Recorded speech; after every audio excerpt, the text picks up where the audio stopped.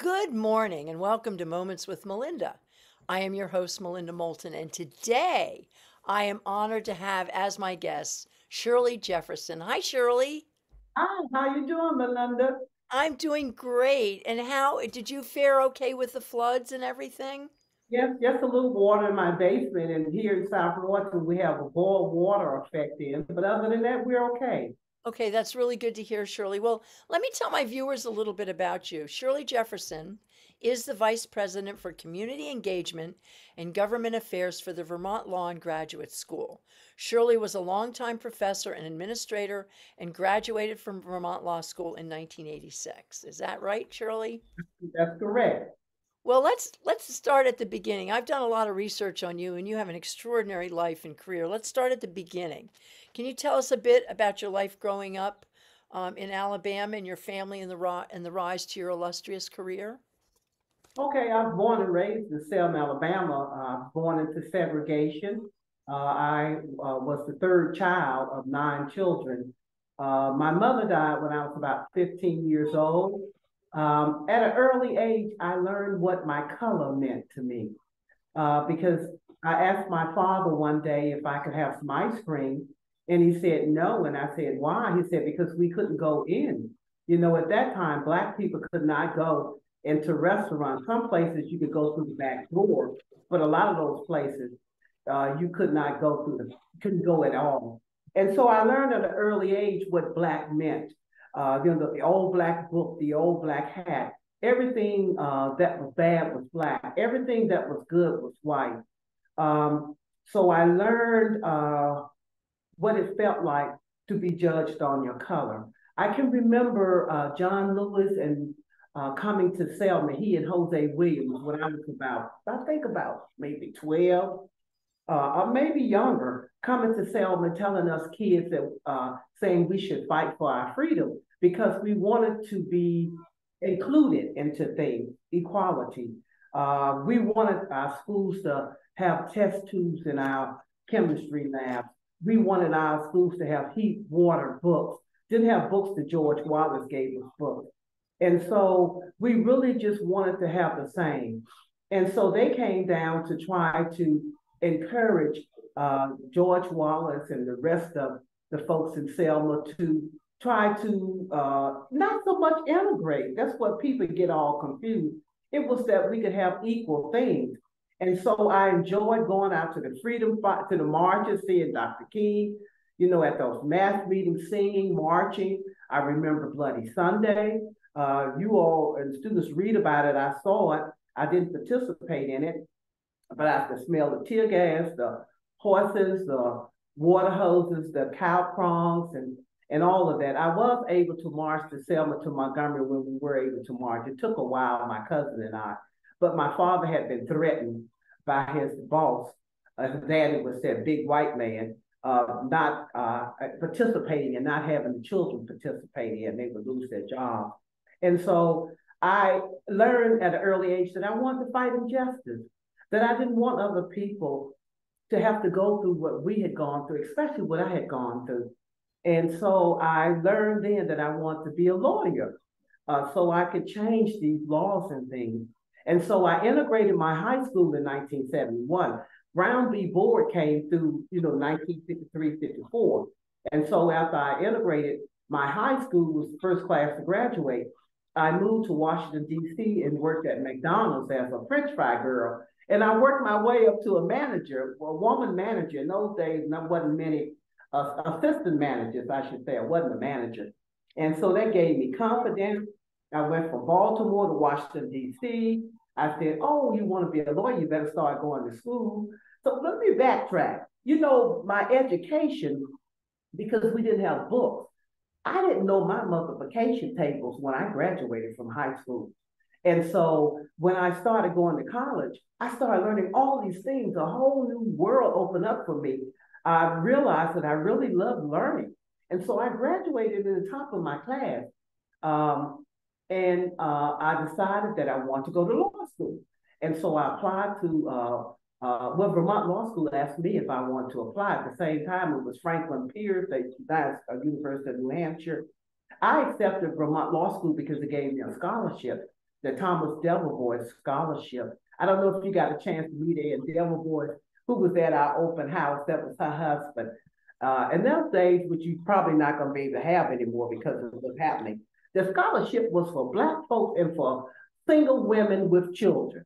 And so you know we can't have no scholarships like that now. But anyway, I ended up coming to Vermont Law School. I was the second Black woman to be admitted, the third Black person to go here. I graduated, went to Washington, D.C., worked for a politician, Wilhelmina Roloff. I know some people might remember Marion Barry, all of that era.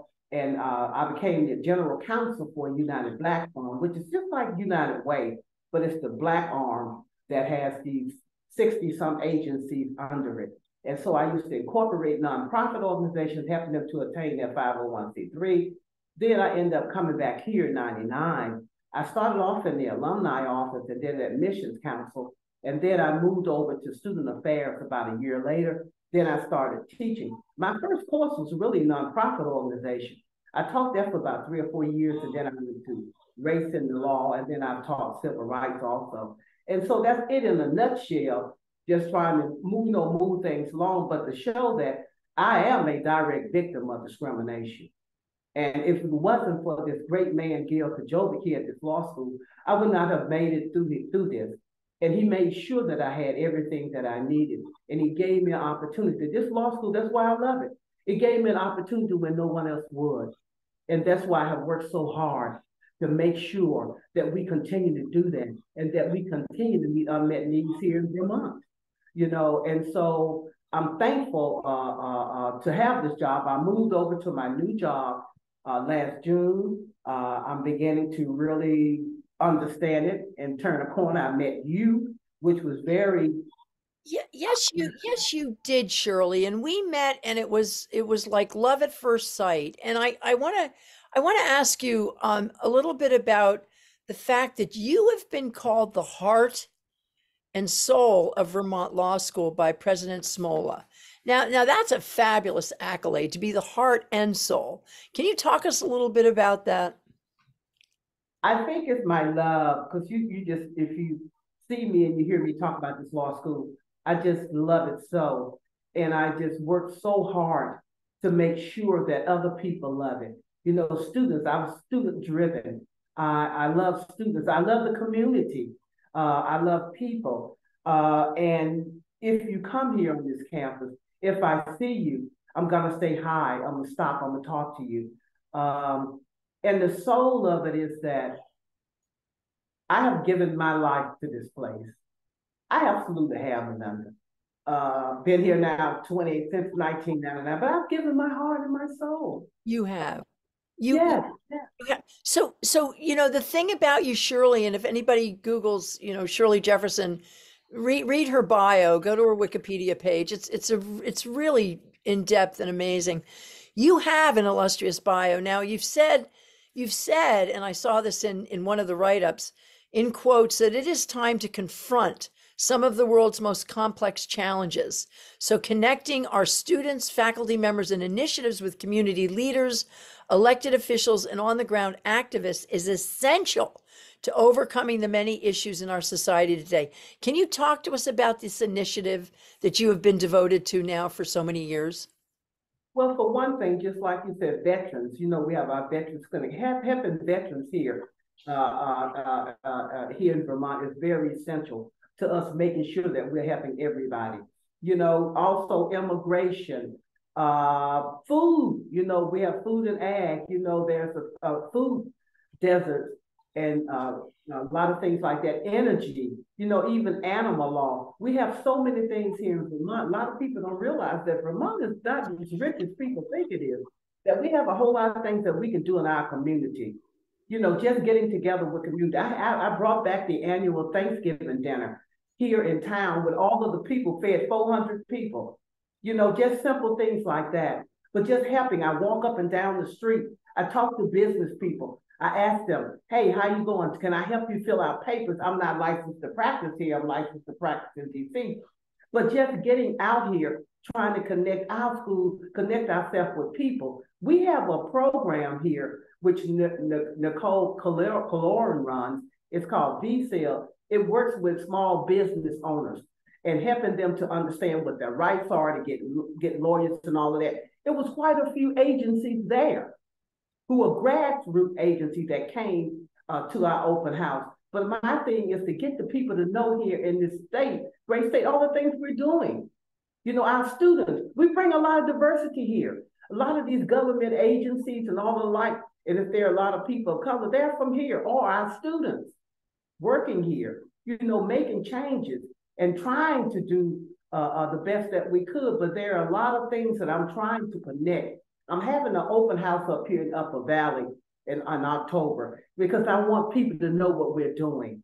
Well, I love the one. I love the one that you had in Burlington. Now, Shirley, you are a native of Selma, Alabama, and as you said, you marched to Montgomery as a child alongside Martin Luther King and Congressman John Lewis, who is now passed. You are a frequent public speaker on race relations, and you pushed for the removal of the controversial mural depicting slavery from the Vermont Law School Student Center. Talk to us about that experience and a little bit about your activism. Well, when I first came back here in '99, students told me about that mural. I believe it might have been put up since '95. And so they would bring me over to the Chase Center because that's where it was. And as I'm walking over there, they would be telling me about it. So when I saw the mural, I say mural, people, I'm not pronouncing it correct, because you know, with the Southern accent and different things, I call it picture. When I saw it, I'm real. When I saw it, I was just listening to what they had to say. And they was like, look at us, we look crazy, they got big lips, we got big arms, they're making fun of us. Oh, we don't like this, blah, blah, blah. And so I was like, oh. And then when I became the Associate Dean for Student Affairs, and students would take me up there and I would say to them, look, don't worry about that. You didn't come here to fight for that. Because when I took this job, this campus had been split on race. There had been something dealing with Black students, white students had something to do with the newspaper, and a faculty member saying things about a Black student. So the school had been sued, had been split. My thing was that I wanted to try to pull us all together. I held hearings, we had diversity hearings, and so we compromised one time, was to put what it depicted. What it was that Sam Kirsten, he was trying to depict the Underground Railroad here in Vermont. And so we put signage to say what each panel was, because I think it's about 4 or 5 panels. And so that went for a little bit, but I had a couple of students, 2 students, Jameson and April, who was just not going to give up. But I had said, they listened to me. I said, hey, you didn't come here to fight for that. We're going to split the campus. We're going to have a big mess on here. Why don't you get your education? Then you can come back out here and you can fight. Let's do that. And so, but after when George Floyd was murdered, I was like, oh my God. Oh, that picture got to go now. And you know what I think, Belinda, was that I was ready to fight. I was ready for whatever happened on this campus. If it tore it apart, if it tore the town apart, I didn't give a damn. I held a rally right there on South Royalton. I don't know if you found that article. It was about 800 to 1,000 people rally. I had a community where people just came from all around. It was in the Valley News. I decided, because I know how to protest, I know how to march, I know how to do all of that. I even picked my undergrad. And so I was like, I felt when I was fighting back in Selma, you know, I was willing to die. If this campus, whatever happened, was going to happen. I was ready. And so, and then we wanted to remove it, and that's when we got hit with this suit, you know, with this visual artist act and all of that. And then the artist, he said, he wanted people to look at it and suffer. And feel, I said, why you want people to suffer? We have enough suffering already. And when the 2 students that I told you about, Jameson and April, and I won't say their last names because they got a lot of slack, he made fun of them. He made pictures of them. He depicted them in a negative way. He made fun of them. And it was like he has no intention of of really, really understanding how people feel and what it does. He said he wants people to suffer. But I hope one day that I don't even, well, you've seen pictures of it, but I don't want anybody to suffer in this country anymore. I don't. Well, is the mural still there? Yes, but it's covered up. Oh, it's And covered up. it's the Okay. Second Circuit, and so we're waiting. I think either way that it goes, I think it's going to the Supreme Court. All right. Well, that will be a really interesting case. And guess what? I think our president, you saw Rodney Samola, he I will. did.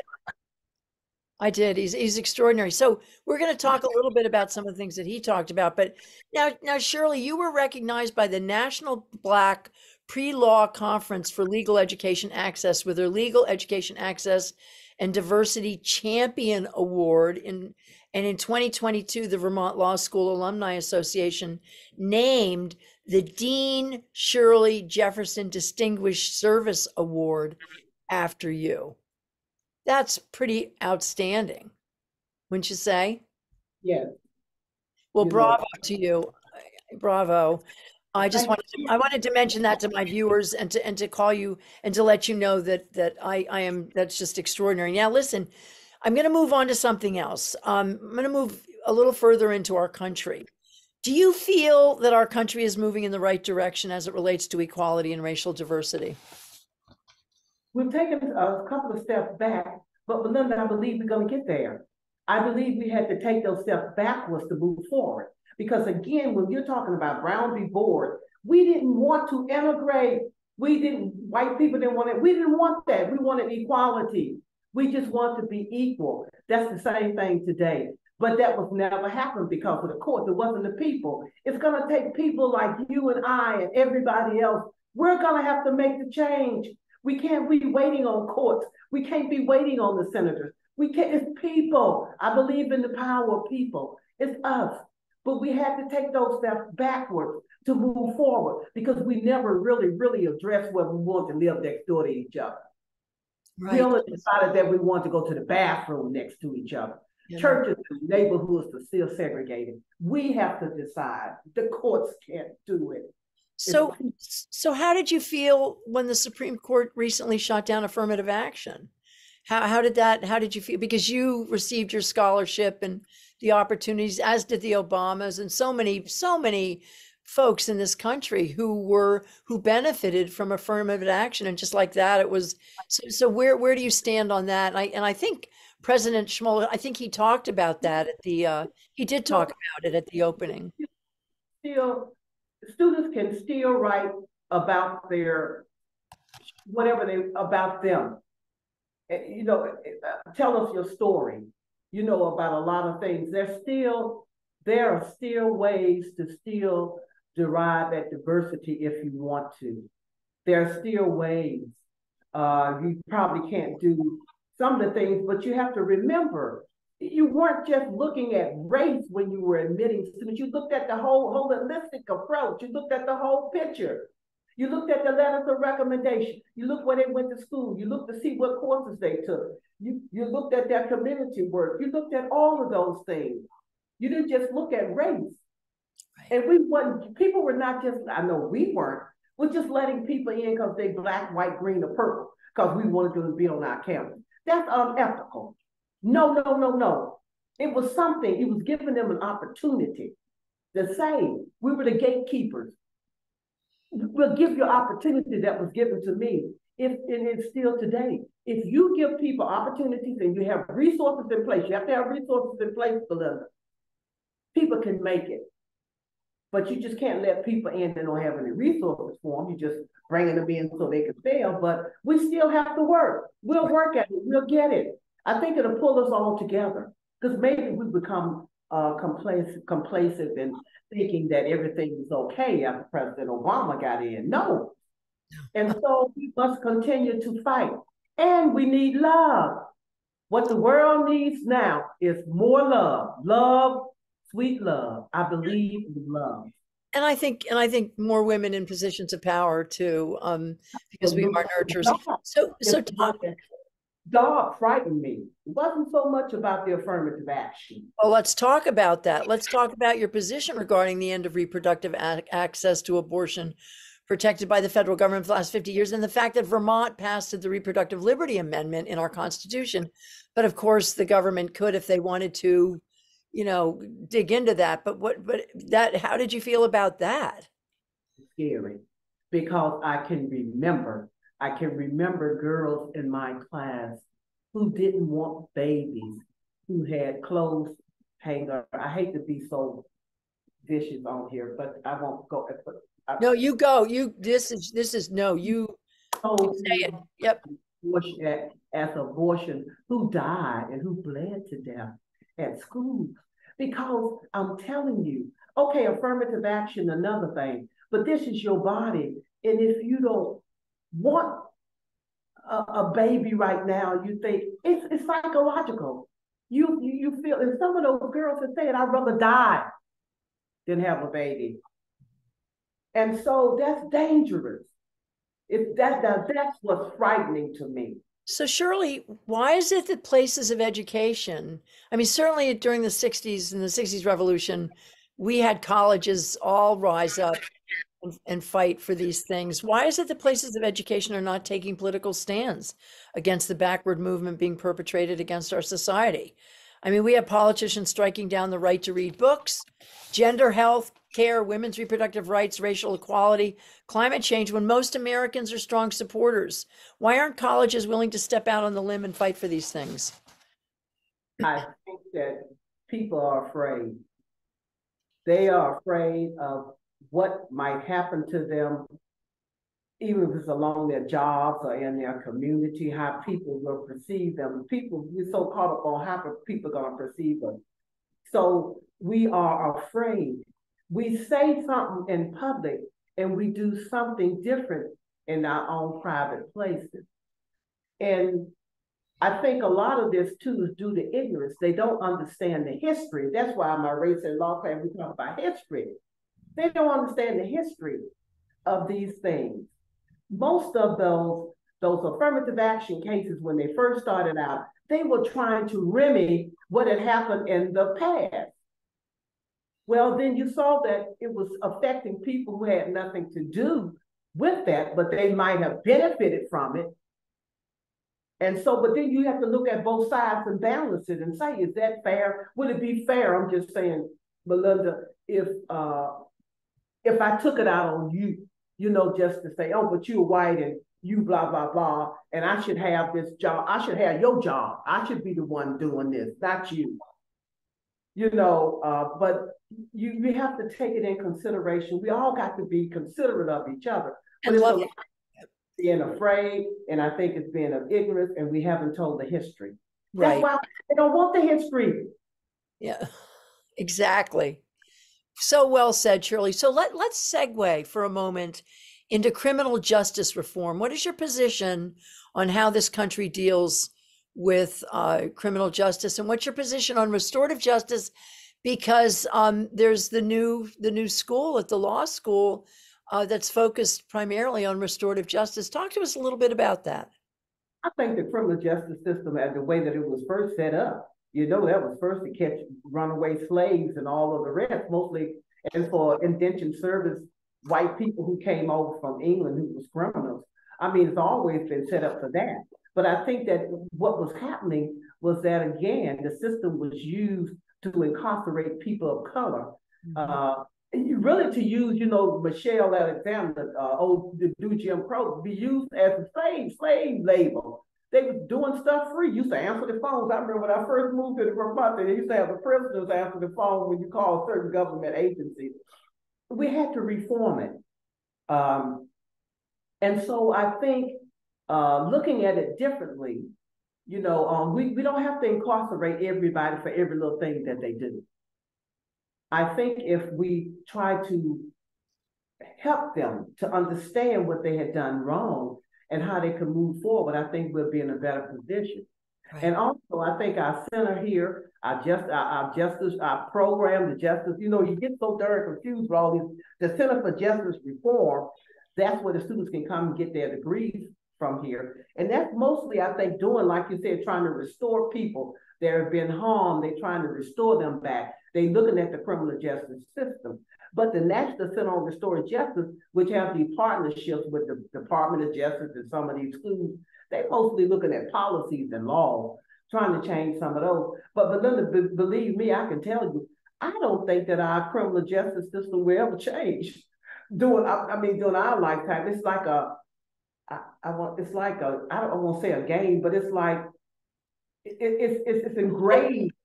Well, maybe you and I can work on that together. So, have you ever thought about running for public office, running for office here in Vermont? Because, I think you'd be extraordinary. Have you ever thought about it?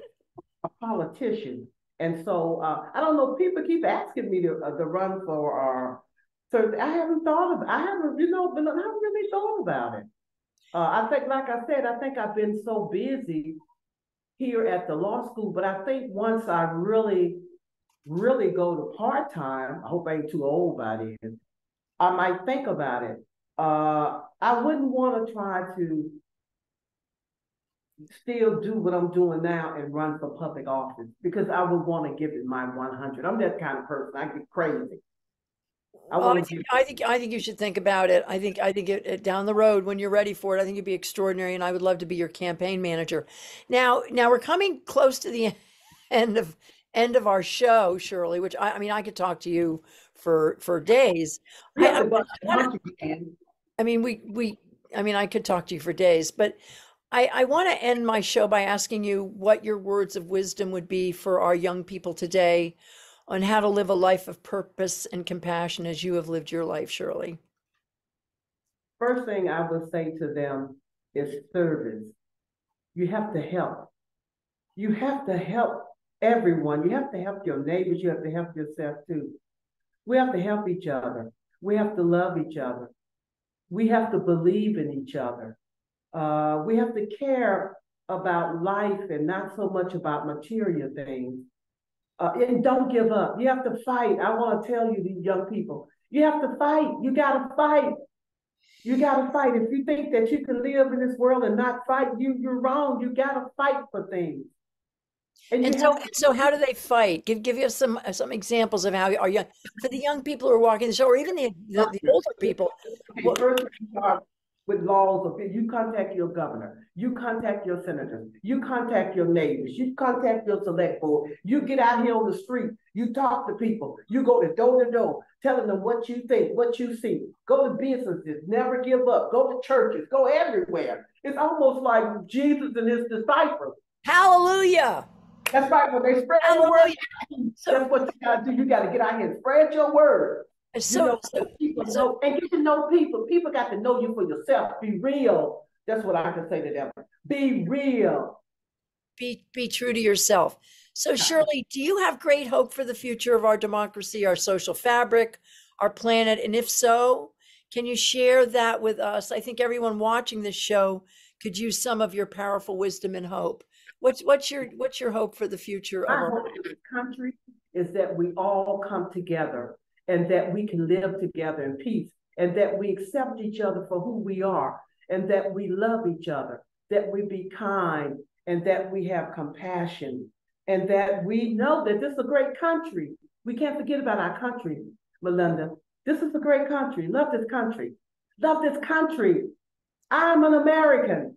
I know nothing about Africa. That's where some of my folks came from. Some of my folks were the first folks to vote here in this country. But I love this country.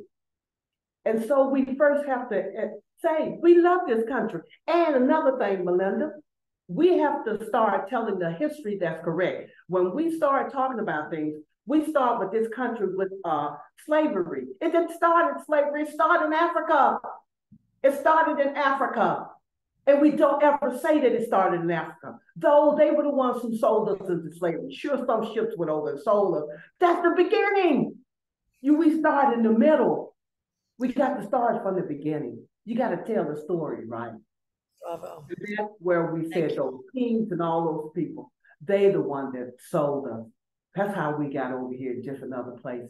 And then you can tell the story, but tell it from the beginning. From the beginning, Shirley. I know a lot of people gonna get mad with me for saying that, but I don't care. I doubt because that. This is the way I feel. And like you said, I'm no phony. Well, you are not. You are one of the You're a truly authentic human being, and I absolutely love you and I adore you. And I want to thank you so much for taking this time to speak with me and my viewers. And um, Shirley, we're going to get together soon. I'd love Yes, to come down in October to the open house. I just loved my time spending yes. with you. So, and to my viewers, thank you so much for tuning in and meeting my guest, Shirley Jefferson. And to all of you out there, I want you to be safe. And I hope that you're all doing okay during this flooding. And we'll get through this. Vermont strong, Vermont strong. And Shirley, I'll see you soon. And thank Yes. you so much for being on my show. Thank you for having Love me you, my on. friend. I really Bye-bye. enjoyed it. Thank you.